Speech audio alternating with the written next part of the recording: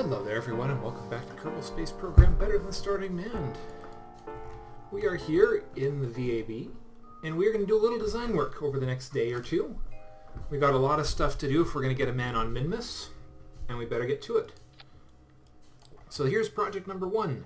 The Mark 1 lander can, which we have acquired recently, is going to allow us to build a much more efficient lander. Not the most efficient lander possible still, but a pretty solid little beast. Now then, trying to remember how much fuel we actually used. Let me just save this for 1 second. Let's have a look at the one we actually wound up using. And we called it, what did we call it? We called it Munshot 1, didn't we? Mark 3. Let me just have a look at how much fuel, because it's not going to need any more fuel than this thing needed. And I just need to see what kind of tank I put on it. The lander was indeed the little... Okay, perfect. It was the little Rockomax tank. And that should be more than adequate for Minmus. So this is just going to be a generic lander. That's all it's going to be. Because this thing will then be turned into a... Actually, hold on. We need to do it with a... Yeah, that's right. This is a design issue for making things in the VAB. Okay, so we're going to need a single Rockomax tank with a single LV909. That was more than adequate for the moon. It'll be more than adequate for Minmus. Utility will need 4 of the, let me see. Those are the, these are the heaviest ones, and honestly, I'd be more comfortable, I don't know, let's see.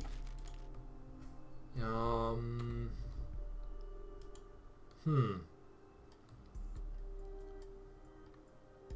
don't know. Which ones? Okay, well, let's see. These ones weigh 0.1. These ones weigh half as much. Let's just go with the ones that we know will work. There's 4. Start extended. Because we want to make sure that we do not have this engine snap off on landing. Which means we also have to go for a very, very soft landing. Okay.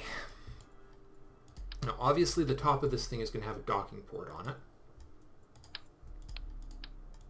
Because it has to be accessible from the ship. Okay. Now then, below there, we're going to put 1 large battery. Which will be more, I think more than enough. Hold on. How much power does this thing use? I haven't looked at this that carefully.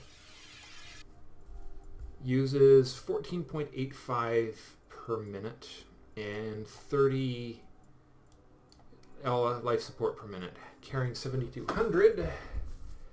I wish I had a calculator that was more readily available than this. It's my telephone. Welcome to the modern world.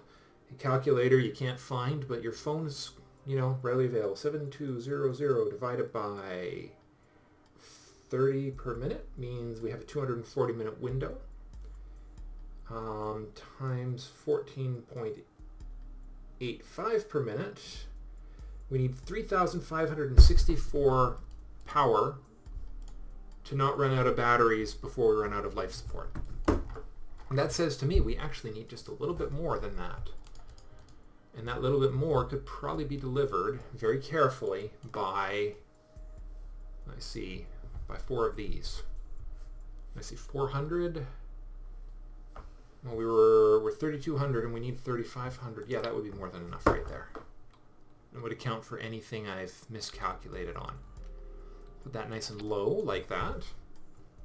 Now then, RCS. I ran into trouble on that during my previous mission.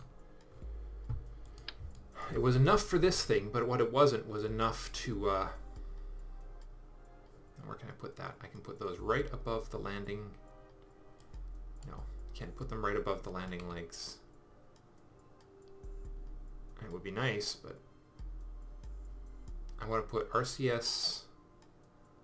Hold on, how are we going to do this?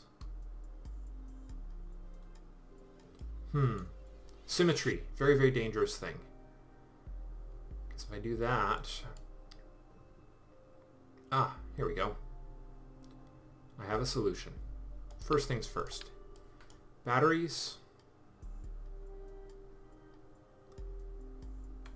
we'll put the batteries right here.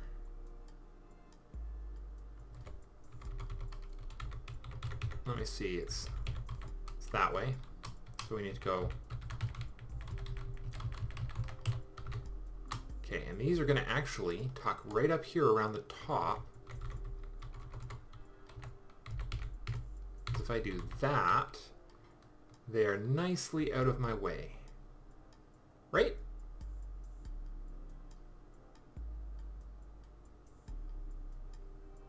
And actually, we could, you know, I don't even have to do that. It's even easier than that. If we put these right here, there we go. Put those right there, out of the way of the everything. Yeah, that should be okay. And then we put our control. We'll put 4 RCS right here.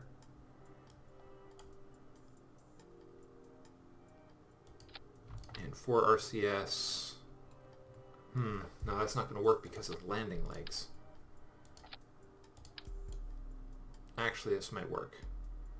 4 RCS right in the middle like this. Boom. 4 RCS with one right above the door. So we'll do a test and make sure we can actually get out that door before we go anywhere. And then we'll go with 4 radial tanks right there. Oh, that's what the RCS issue was going to be.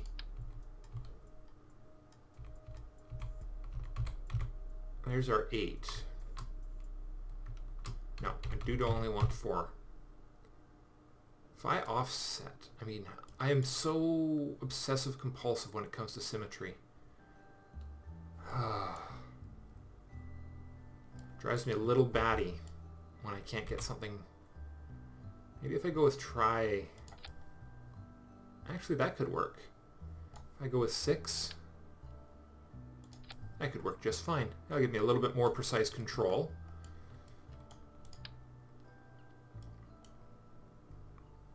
And then we can go. Definitely don't want that. Definitely only want 4 of these. But we could do 2 sets of 4 if we really wanted. Okay, this is at 11 tons. And it says here in fine print, that should be exactly what we need to get ourselves onto Minmus. Oh, almost. Utility. Ladders. We like ladders. Now, how far does this thing extend? Is that far enough down? Should be. Yep. So we aren't even going to need... Now, how much does that thing weigh? It's actually a very good question. 0.00005. Yeah. I don't think I have anything else that light. Okay. Save the design. And let's drop this thing on the launch pad. And if this looks good, we will drop it in as a... But yeah, here's our one-man pod. So this is going to be our Minmus lander when all is said and done. Yeah, because if one engine like that is enough to get us to the moon, then one engine like that is enough to get us... Oh. Of course, it did not default to actually having a Kerbal in the seat of that thing. Okay, Jeb, seriously, just get in there. I just need you to test the doors and the ladders, please. This is going to be a 1 Kerbal mission, this one. Jeb or somebody is going to go all by his lonesome.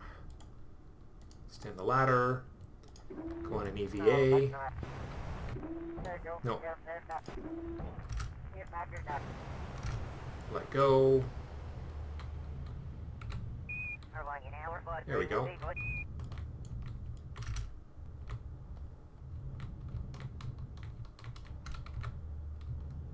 Okay, down you go. There we go. That breathing sound just is a little bit odd with, okay. Looks like if we can reach it here, we're not going to have any trouble reaching it. Or are we? Struts might be a little bit lower on Minmus. Let's, Paranoia reigns supreme. I really don't want to get to Minmus and discover that I cheaped out on the ladders. That'd be a little embarrassing. There we are.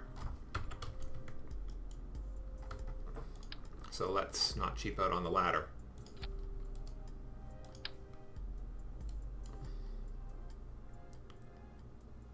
There's one. There's two. Okay. Now we know for a fact we will not run into any trouble. How much do those weigh? 0.0. Okay, almost nothing. These are almost meaningless masses.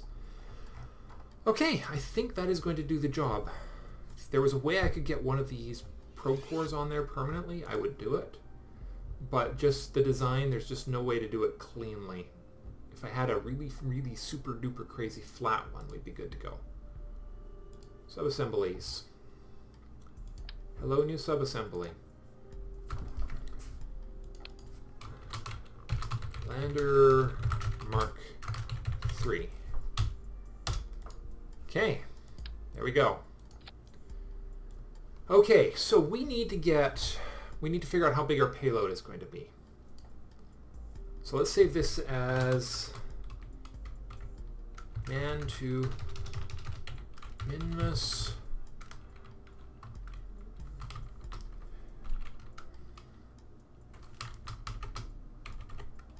Minmus Ho Mark 1. No. Maybe not.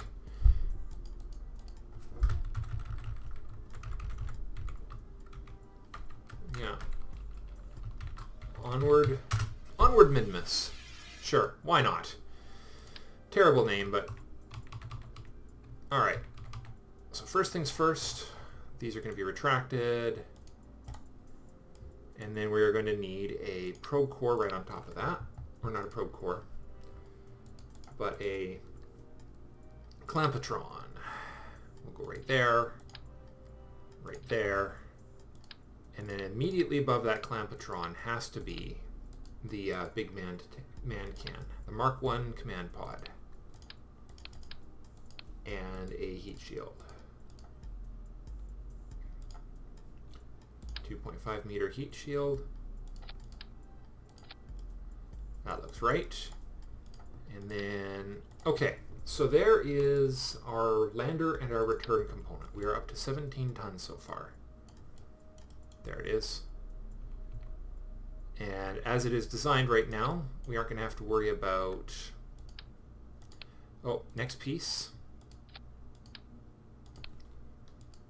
We're going to Minmus, which means we are going to need this. And because it has to be in direct contact with the main ship, there's not much we can do about that. Okay, I'll put 3 of them on there. Let's put them right at the center. Right there. That'll do. Okay. Alright, so we're never going to have to get a Kerbal out of here. It's all going to be... Yeah, that should be just fine. Okay, let's get some struts on there for structural integrity, and then we can figure out the next component of this thing. There we go. Alright, so next step is, okay, we're going to need a decoupler.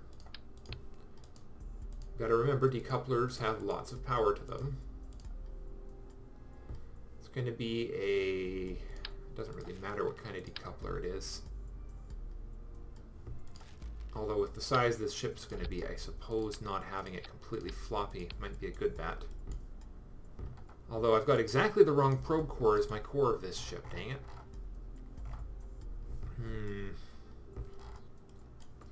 Should be using the lower, the most advanced probe core we've got. Alright, let's see if that'll work. There's our advanced probe core. Looks like it worked just fine. Okay, good stuff. Yeah, generally prefer to have decouplers fire before parachutes do. Okay, so next step. So this is our core ship.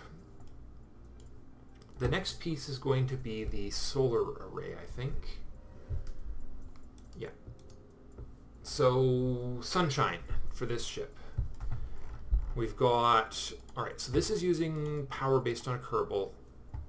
So we've got the 3-man ship using 12.38 per minute. We're only going to have one Kerbal, so that's not going to be an issue. And then we're going to have the probe core using... Hold on. No, you start with a full battery, not an empty battery.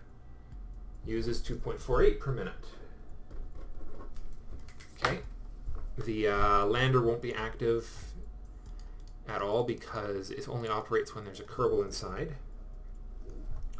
So 12.38 plus 2.48 means the ship needs to generate a minimum of 14.86 power per minute to maintain a single Kerbal's life. You generate 54 per, that's right, 54 per hour. I, of course, did not keep my notes from last time. That's okay. Math. 54 per hour divided by 60 minutes an hour means it's going to generate 0.9 per minute. 14.86 divided by 0.9 means we're going to need 16.5. So 16 would be good as long as I have decent battery capacity to make up for the missing 0.5. Or, so if we can only do 4, that means we're going to need a minimum of 4 solar panels per branch on this thing. Wow, that's going to be a pretty hefty solar array. So it is going to have to be one of those angled arrays. Let's just get that designed now. I think that's going to be our best bet. It's the same design I used previous season. Unless when you see this and you think, hey, there's a better design than what you're using right now, please let me know. So I don't want to waste any power by having the solar panels underneath the shadow of the ship. So that's 2.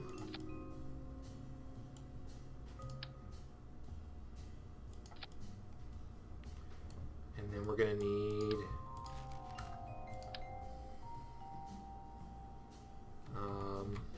2 more of those. Come on. Alright, apparently it won't attach like that. Yeah, that's right. I remember these being a bit of a pain to attach together last time. I don't know if there's any way I can get a 4th one on here, or a 5th, another one on here and have it...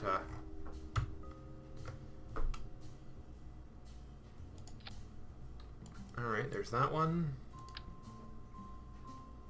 And that one. So that is 4 solar panels worth. And actually we'll slide it out as far as we can from the shadow. Actually, no, we won't even need that. Thanks to the beauty of the way structural supporting works. That should be plenty strong enough for our purposes. So 4 times 2 is 8, times 2 is 12, times, well, okay, plus 4. 4 times 4 is 16. We need 16.5, ideally, for this ship. Oh, crap. No, we're going to need more than that. I forgot. Cycling unit uses an additional 3.3. So that actually might be justify the 3rd ring. 3.3 divided by 0.9 is 3.6 plus another, yeah, so I need 4 more solar panels on here minimum. 4 more solar panels will break even. A 3rd array will be a little irritating, but would be adequate. So yeah, so we're going to need, yeah, 3. So if I do this, yeah, it's going to be kind of big and hideous, just like it was last time. But we'll need minimal battery on the main ship. Basically 1 large battery to to insure as life insurance, because one large battery will last plenty long enough for my purposes, for dark sides and that sort of thing. And then a nice large RCS tank, I think. And then that will act as sort of our core right here. Put some RCS right here and right here, and then some struts. So I think I'm going to have to launch this beast as 2 units. Just got to decide how exactly I'm going to pull that off. Oh. Come on, stop it, stop it, stop it. Okay, just 1. There we go. Okay, and of course, I don't want to have to do that 4 times, so like usual, I have to pull off all 4 and do this again. 2. So does anybody have a better idea for a solar array for one of these ships? Because I would really like to know. This is the design I've used for several seasons.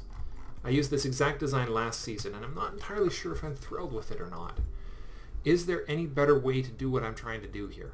To get the 16, sorry, not even 16, it's 6 times 4 is 24. 24 solar panels on here to power the 3 main electronic components. Is there a more efficient solution? Let me know, please. I would very much like an answer to that, because I cannot think of anything more effective than this. Okay, so this is a 40-ton payload, and we don't even have the interplanetary transfer component on here yet. So, given that, the ideal setup would be, well, okay, how much does this part weigh? This uppermost part. 39 to 18. So that's 20 tons, this uppermost component right here. So if we were to pop that out, let's just do a little design cleverness here.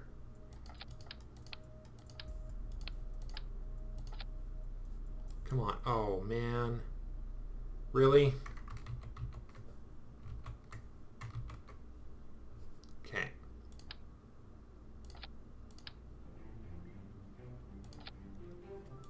Dang it, do I have to put one of these on each side? I might. What the heck's going on there? Whoa, whoa, whoa, whoa. Whoa, what the heck just happened? Alright, Kerbal Space Program, thank you for being glitchy. I appreciate it. Go away. Okay, we're having... Oh, no, we just wound up with some duplicate objects, that's all. Alright, let's just read... Whoa! Okay. Let's get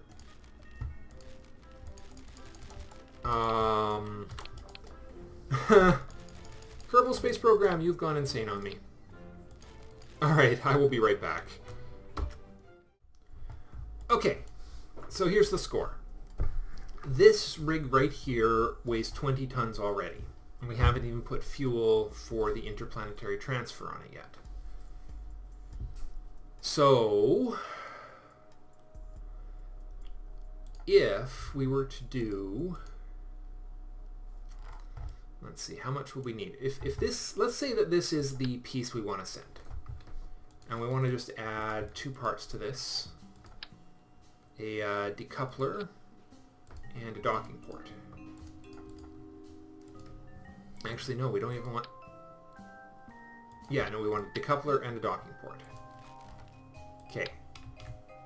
Alright, and then we say, hey, you know what? That's the top of the ship. Or that's the bottom of the ship. And then this entire piece right here becomes a lift, basically lift this into orbit as phase 1, because the other option, let's design the whole piece and let's see how we're going to want to break it up. Let's just design it with the lander and with the docking port in mind, like so. Man, that's making the whole thing just very, very sad, isn't it? Okay, let's just assume there's the rest of it. So we might be able to take these two out depending on how things go here. So next up, what I was trying to do before everything went horribly, horribly wrong was actually putting in... Oh, hold on, let me just rebuild this. I'll be right back. Okay, I've been thinking, we've never had any trouble getting a 40-ton payload up into orbit. So we're going to launch this entire rig as one. And what we're going to do is we're going to have to launch the... So this will be part 1, and this is going to be the link-up point. So it's going to be getting flown. This whole rig, this sheet will be getting launched. Actually, the other way around. It'll be this... I guess I could just rotate the thing. Could work too.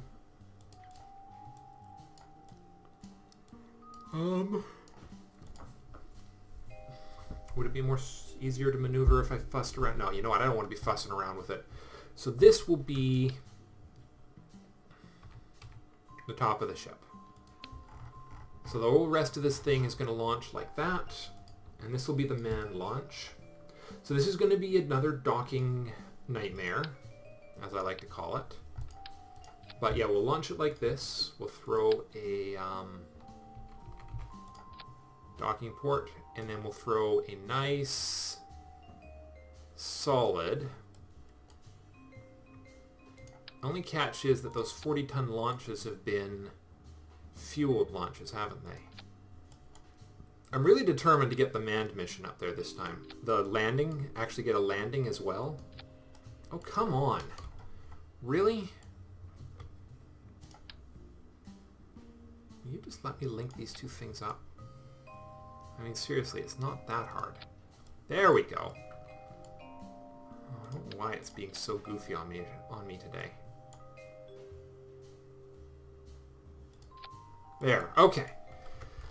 So now we need something that will put, well, not 40 tons. We almost need 50 tons because we're going to need, this is the,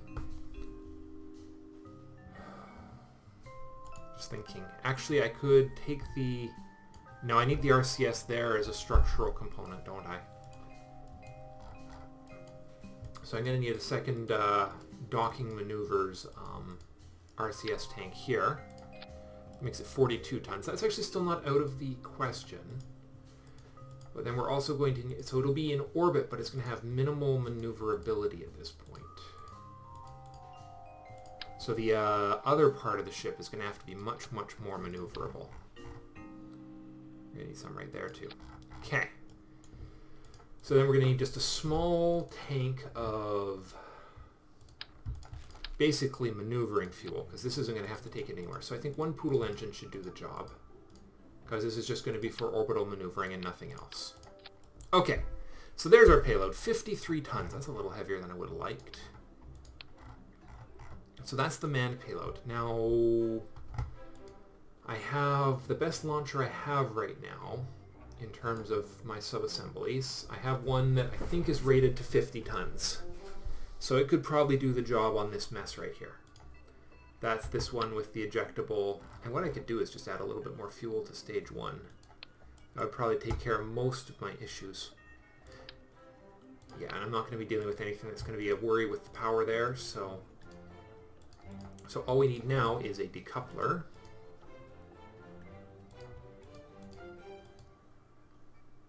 Decoupler right there. That goes right there. There we go. So in theory, this is our manned lift. And of course, they're going to be flying upside down. I'm going to have to obviously check my staging here, because obviously there's an issue already. Like the fact that these two should never be in the same stage together, ever in a million years. That's the upper one. This is the lower one. This is actually to remove the docking maneuver stage, so that's quite a bit further down than... These two engines should not be in the same stage together, because that is the lander. Okay. Let's see what else we got going on here. What do we have? Alright, we got engines, main engines, boosters, struts, engines. Decouplers, engines, decouplers, decoupler, engine, decoupler and engine. I suppose I could put a bit more fuel on that. Might be sensible. I'd rather take my chances on using a little more fuel than not enough. Come on. So we'll do... Should I need that? No, I shouldn't need one that big. I think we're going to need that plus a third.